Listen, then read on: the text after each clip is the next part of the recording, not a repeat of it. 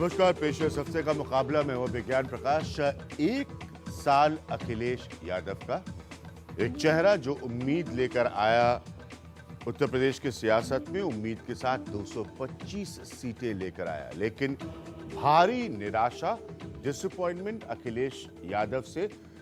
लगातार लोग ये बात कह रहे हैं कि इस डिसअपॉइंटमेंट की मूल वजह यह है कि अखिलेश यादव को नौजवान और उम्मीद के साथ होने के बावजूद उन्हीं की सरकार के सिस्टम ने एक मुख्यमंत्री के तौर पर काम करने का मौका नहीं दिया।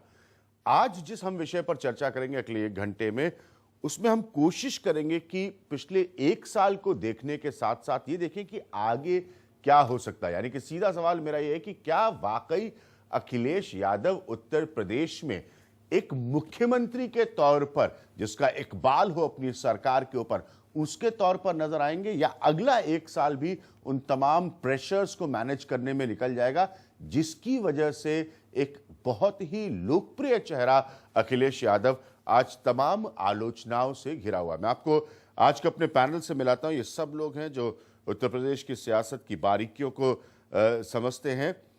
निर्मल पाठक और राजकिशोर तिवारी जी मेरे साथ मौजूद हैं। ये दोनों बहुत ही सीनियर जर्नलिस्ट हैं। निर्मल पॉलिटिकल एडिटर हैं हिंदुस्तान के, राजकिशोर जी एडिटर हैं दैनिक जागरण के। 2 बहुत बड़े पब्लिकेशंस उत्तर प्रदेश के, जमीन की नब्ज और पकड़ इनके पास लगातार आती है खबरों के जरिए।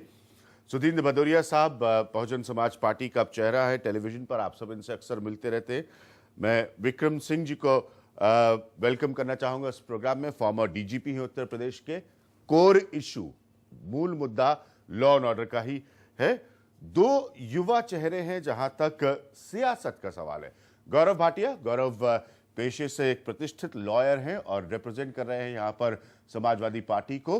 पंकज सिंह एक युवा चेहरा है और जनरल सेक्रेटरी है उत्तर प्रदेश की भारतीय जनता पार्टी की। यानी कि वो सियासत जिसमें एक युवा वर्ग का एलिमेंट है, जो ये 2 लोग को रिप्रेजेंट करते हैं। पॉइंट मेरा बहुत सिंपल सा है, जब आप इस तरह की आलोचना झेलते हैं जो कि अखिलेश यादव झेल रहे हैं, तो सवाल ये उठता है कि क्या वो लोग जो अखिलेश यादव को आज इस परिस्थिति में लाकर जिन्होंने खड़ा कर दिया है, क्या वो उसको अगले 1 साल में मौका देंगे इस धारणा को बदलने के लिए और अपनी कार्यशैली को बदलने के लिए? राजकिशोर जी, मैं आपसे शुरू करूंगा। क्या ये अपॉर्चुनिटी मिलेगी?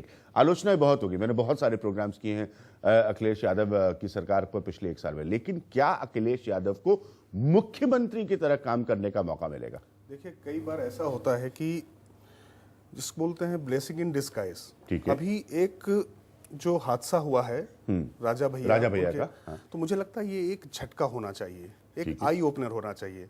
अखिलेश यादव हो सकता है कि इस घटना के बाद ज्यादा मजबूत होकर उभर कर आए। अभी तक तो उनके साथ यही होता रहा ना कि मनसबदार बने हुए हैं उत्तर प्रदेश में।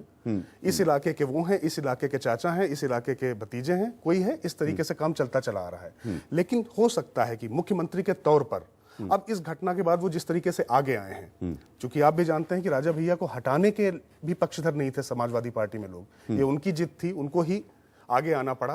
और चाहे इसको आप दबाव कहें मीडिया का, बिल्कुल ठीक दबाव था तमाम सामाजिक संगठनों का, उसके बाद वो आगे आए हैं। अब आपने शुरुआत में ही कहा उम्मीद भरा चेहरा थे वो, युवा चेहरा थे वो, लेकिन अल्टीमेटली वो सारी उम्मीदें 1 साल में तो अभी तक ध्वस्त होती दिखाई पड़ रही हैं। निर्मल, क्या ये अपॉर्चुनिटी मिलेगी अब अखिलेश यादव को चीफ मिनिस्टर बनने की? मैं स्पष्टता से कह रहा हूं, मैं पहले भी कह चुका हूं, मैं अपने शब्दों से हटता भी नहीं हूं, मैं उस पर कायम रहता हूं। क्या चीफ मिनिस्टर बनने का मौका अखिलेश यादव को मिलेगा?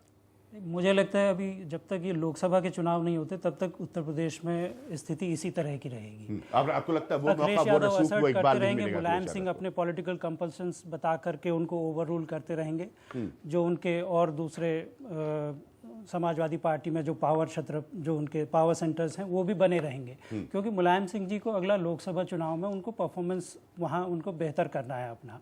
एक नया उछल पड़ा है कि मुलायम सिंह जी अगले प्राइम मिनिस्टर होंगे। वो उन्हीं की पार्टी के लोगों ने चलाया या उन्होंने चलाया है, पर एक ये उम्मीद वो एक लगाए हुए हैं कि अगर ज़्यादा सीट उनकी आती हैं तो वो भी एक प्राइम मिनिस्ट्रियल कैंडिडेट हो सकते हैं। जब एचडी देवेगौड़ा हो सकते हैं तो मुलायम सिंह क्यों नहीं हो सकते?